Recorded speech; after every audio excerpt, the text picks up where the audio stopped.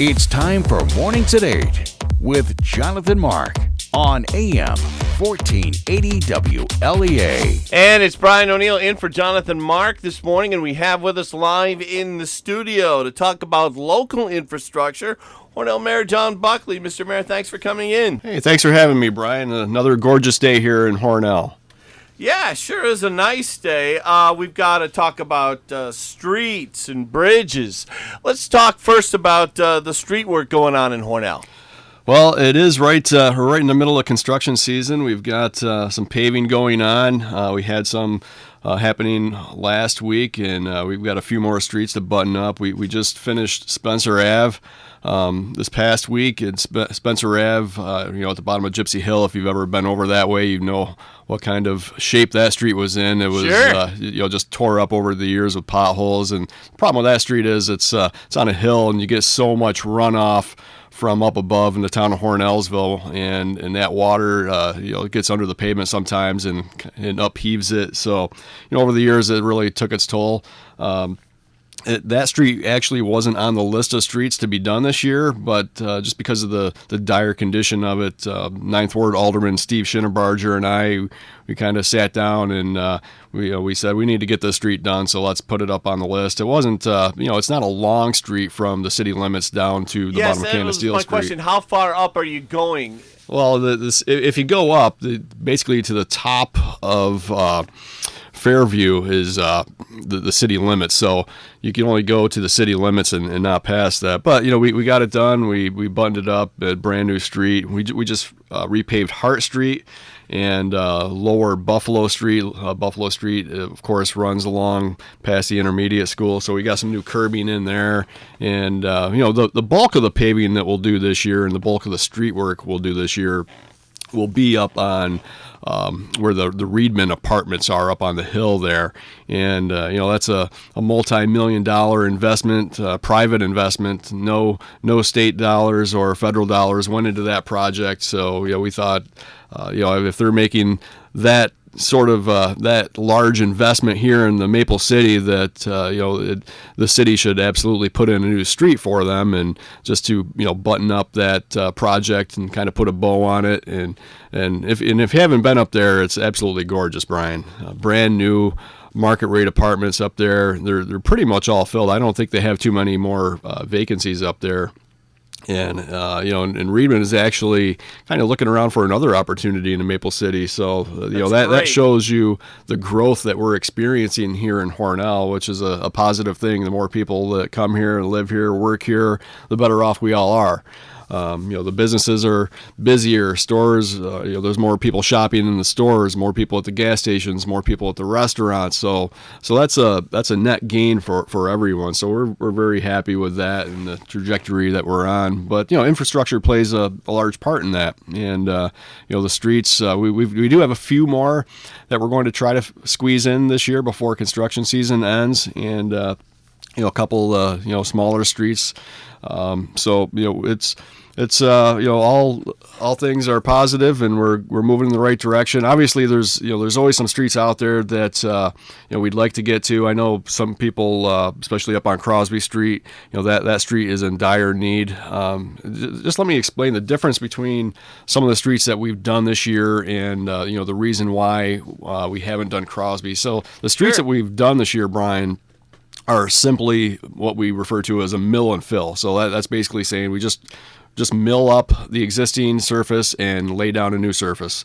There's a few streets out there that I really want to get to, but because of the work that's entailed under the street surfaces, and that's sewer and water lines and things like that. Those are major projects. So like a Crosby Street, for example.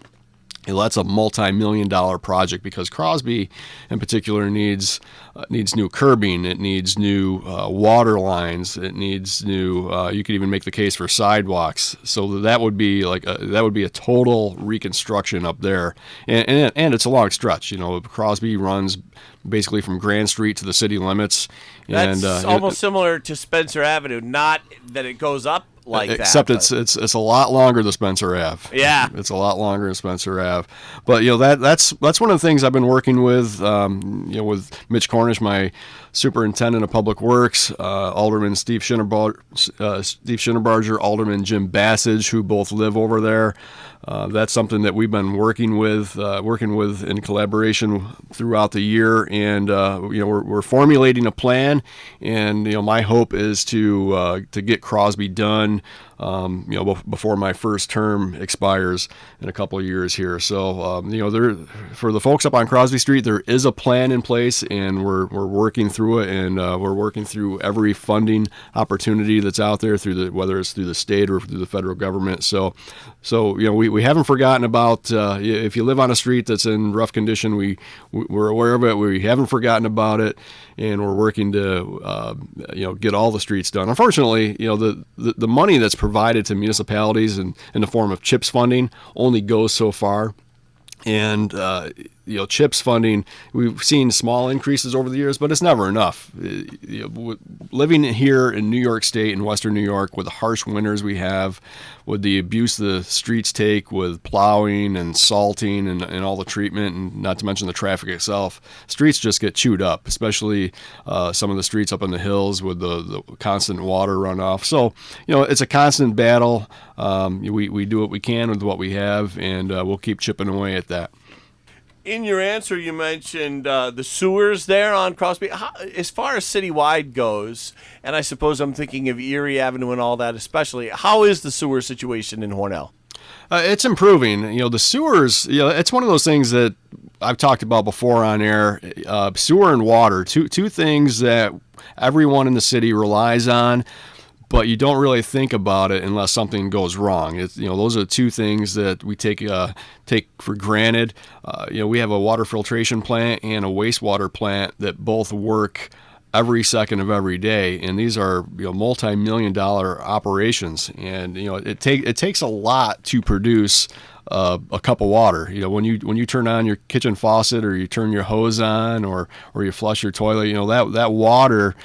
It costs a lot of money to generate that water and to get it to the point, to your tap. And the same can be said for the other end with the sewer. The water that goes down the drain, the water that goes in the sewer lines, that all has to be treated, and it goes through a multi-step process. And those are things that we're always working on and working to improve and stay ahead of any breaks, or stay ahead of any failures of that sort. So the sewer lines in particular, a lot of the sewer lines in the city of Hornell they're older, that they're 100 years plus old, Brian. So you remember some years ago we had that what was referred to as the nightmare on Elm Street. We had a main sewer trunk line collapse, and we had to call a specialty company in to help us out, because some of those sewer lines are so far down. We're talking 12 feet plus down in the ground. So sure. So it's hard to get to those. But what we've been doing over the past several years, and we continue to do, is reline the sewer lines. There's companies out there that perform this. They have this technology where they can insert this. It's like kind of like a plastic, and they insert it and they superheat it into the sewer lines, and it relines the sewer lines from the inside, which basically creates a new pipe within the old pipe. And we've been steadily doing that. We've done some more this year, and we've applied for funding to do more next year. So it's constant. We know where the old lines are, especially the more problematic areas, and those are the ones that we're targeting. Talking to Hornell Mayor John Buckley. Brian O'Neill in for Jonathan today. Bridges, you have 3 bridges to replace this year, Mayor Buckley? Well, not this year, Brian, but next year is going to be a really big year for the city of Hornell infrastructure-wise, because we've got not 1, not 2, but 3 bridges that will be replaced in 2020. And the first bridge is the bridge on Seneca Street over by the American Legion, right off from Maple Street.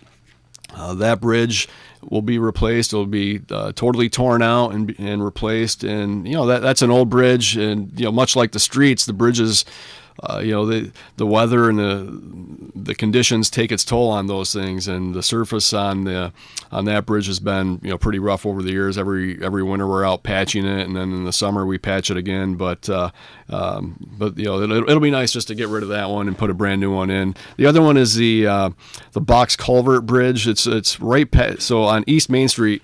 You go over the East Main Street Bridge, and then there's a smaller one right on the other side of it that goes across Chauncey Run, and that'll be torn out and replaced as well.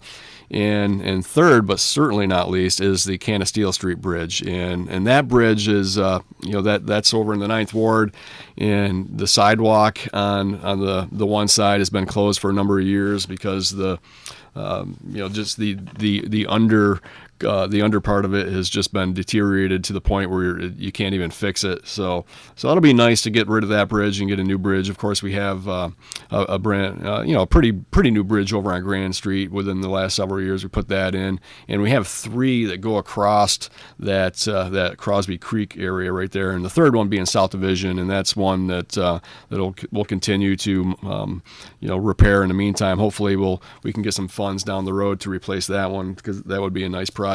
But yeah, so three bridges in 1 year. That's pretty unprecedented for the city of Hornell for infrastructure work in 1 year. So that'll, obviously it'll affect traffic. But the good thing is the bridges are, none of them are right next to each other. So I think it won't have the impact on traffic as say you had 3 going out over the same span, but it'll definitely be a little bit of inconvenience. But the good news is we'll have 3 new bridges, and we won't have to worry about them for probably another 50 years. Talking to Hornell Mayor John Buckley, once again Brian O'Neill in for Jonathan today. Driving down Seneca Street there in North Hornell. See that there's a lot of work going on there. Are the Hornell crews involved with that at all? No, that's a village project, and you're referring to the sidewalks that the village is doing, and the streets too. The streets, yeah. So the village in North Hornell is, they've got a sidewalk project going on. They were successful in securing some grant monies to replace the sidewalks up along Seneca Road, and I think on the street side they're actually putting in some bike lanes on both sides. So that'll have a nice look to it, and it'll be a little bit different from a functional standpoint when they're all finished. But that'll take up the lion's share of the summer, and probably push into the fall a little bit, I suspect. Sure thing. Talking with Hornell Mayor John Buckley. Going to take a quick break. We'll be back here. Brian O'Neill filling in for Jonathan. At mornings at 8 here on WLEA.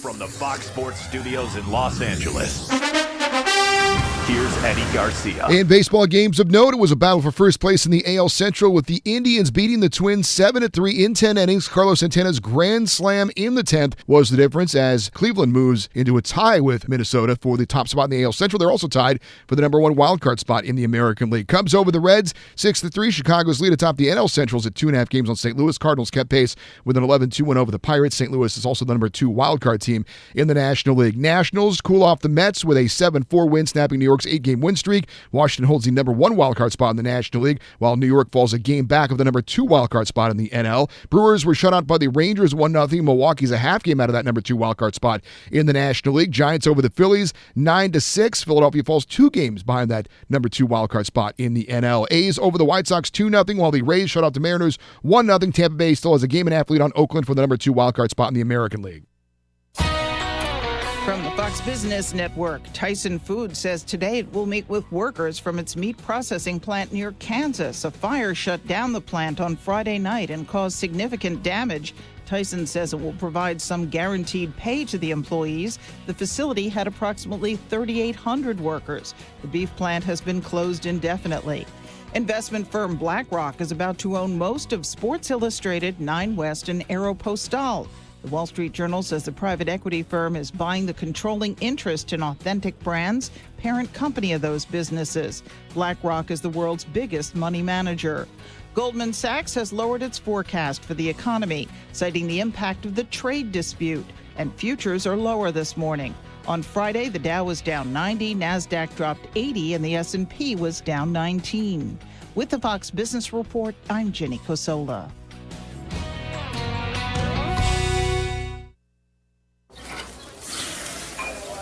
Summer is here, and Matt's got the barbecue out all ready to grill. That's why he trusts Super Polygrip, so he can enjoy his steak with full confidence. Polygrip. Sounds like there's a party going on. But something's missing. The birthday gal's arrived. And thanks to Polydent, her bright smile is anything but a surprise. Polydent. Today at Simmons Rockwell Nissan in Horseheads and Hornell, New York, you'll find brand new 2019 Nissan all-wheel drive Rogue SV models equipped with heated power seat, 17-inch alloys, remote start, and motion-activated liftgate for only $23,999. Shop Simmons Rockwell Nissan in Horseheads or Hornell. Simmons-Rockwell.com. And we're back here with Hornell Mayor John Buckley, and it's mornings at 8. Jonathan's off today. I'm Brian O'Neill. And beautification in downtown Hornell, how's that going? Well, one of the things that I like to focus on is having the city look as best as that it can. And when you drive down Route 36, you look at the bushes and shrubs along 36. I think it's pretty obvious they're well past their prime. So this fall, what we plan to do is construction season winds down, and the street paving ends, and some of those projects are wrapped up. We're going to turn our sights to ripping out all those old bushes and shrubs along 36, and the same can be said for the Broadway Mall. You drive down Broadway, we've got a lot of old bushes, shrubs, arborvitaes, things of that sort that probably just were left, a few too many years. So we're going to take all those out in the fall. And then in the springtime, we're going to refocus and re-landscape along 36 and re-landscape on Broadway Mall in an attempt to, beautify, both of those, especially in front of the Art Center, Brian. I don't know if you've been down there lately, but the Art Center, we need to give that a little bit of a facelift and some TLC. The Art Center, it's a wonderful building. It's used by many different organizations and for so many different events. I was just there. My wife and I attended rendition of Macbeth on Friday night, and how was that? It was really good. I tell you, we have so much talent here in Maple City. It's just amazing, the talent on display. Not just that night, but all the different productions in the city throughout the year. And Macbeth itself, Andrea Meyer, who runs Revolution Dance Studio on Broadway, she directed it and had a role in it. And it was it was a great performance. All the actors knocked it out of the park. Usually you have more kind of lighthearted stuff around the city, and this obviously Macbeth's a little heavier, but I tell you what, they nailed it. It was just a great performance. A lot of the members from Hornell Community Theater were involved in it, and just a wonderful time. But just getting back to the Art Center and Sure. Broadway, I think anyone that walks down there can see that it needs a facelift. So we're going to make that a focus of next spring. We're going to start this year, and then when spring rolls around and it's time to replant the flowers and that sort of thing, we're going to give it the facelift that it deserves. Sounds nice. Talking with Mayor John Buckley. Getting off the topic a little bit of infrastructure. It was some weeks or months ago that it was announced that Hornell City Hall and Hornell High School are working together with SUNY Corning Community College to work on offering criminal justice and business classes at Hornell High School. Tell us about that.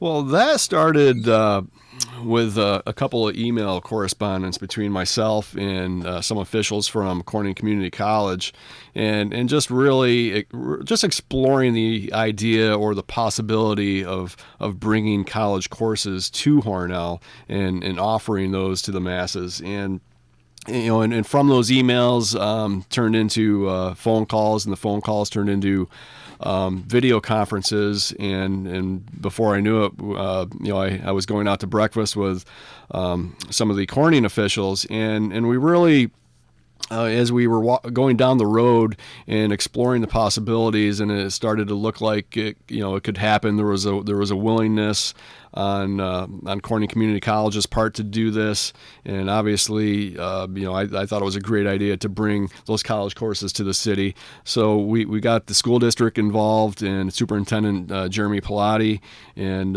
brought him in on the discussions, and really at that point, I kind of started to hand it off to the school district, because I think we had the parameters pretty much nailed down as far as what courses and what they'd look like. But obviously they need a place to actually do it, and that's where the school district came in. So it was just a wonderful collaborative effort between the city and the school district and Corning Community College. And the end result is they'll be offering those classes that you just mentioned starting this fall. And what a wonderful opportunity for Hornell residents, for the Valley residents, whether you live in Hornell or outside of it. Just a great opportunity to take those courses and not have to drive to Corning. A lot of colleges offer these satellite type of schools and programs, and we haven't had that here, and now we do. So that's something to something to be proud of. And it was great working with Corning Community College officials. Great, it's always great to work with Superintendent Jeremy Pilati, and the superintendent and I, we collaborate on different things throughout the year, and it's just another feather in the city's cap to be able to offer that. Criminal justice, when we were talking about criminal justice, I got thinking of the Hornell Police Department. What are the training requirements or educational or training requirements to get on to the Hornell Police Department? Well, usually that does entail a criminal justice degree. Obviously, there's phase 1 and phase 2 of the police academy, and we have a police academy in Corning. We have a police academy up in Alfred State now, and so there is a lot of training to go through. And the one component I didn't touch on was civil service. To be a police officer, you have to take and pass a civil service test, and so it's a multi-step process to become a police officer, and those guys, and not just the guys, but the ladies, everyone that pursues being a law enforcement officer has to go through all those steps. And but we got a great group down there, and our one of our commissioners is actually an instructor up at Alfred State, so they do a great job. That's terrific. Well, Hornell Mayor John Buckley, thank you so much for coming in this morning as we filled in for Jonathan. Yeah, anytime, Brian. Thanks for having me, and enjoy the beautiful day out there. Great. Thanks so much, Mr. Mayor.